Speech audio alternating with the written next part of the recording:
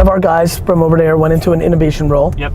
And then you built an event around that theme. Yes. So called If You're in Innovation Roles, Come see Gary Vee. Corporate innovation roles. Pushing is imperative, right?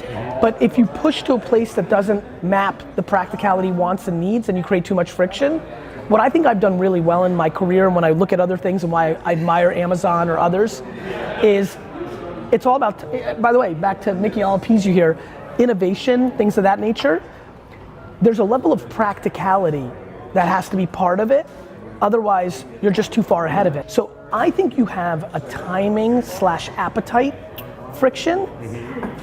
One thing I would definitely not do is try to convince people.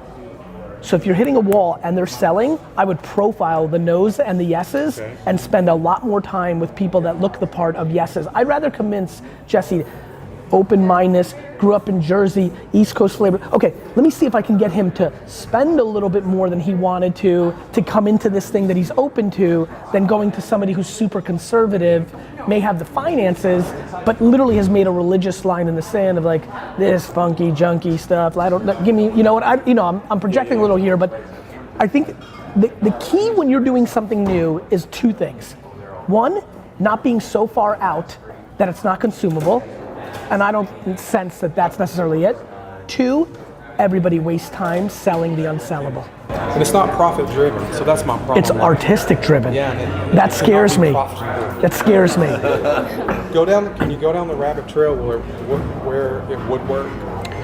It would work if, here's how things like this theoretically tend to work.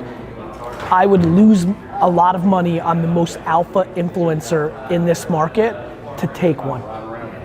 I'd like give one of these historic families that live in the hills one of the houses. Yeah. To, that's where you see it happen is when a tastemaker on a macro or a micro goes on to the other side. Okay.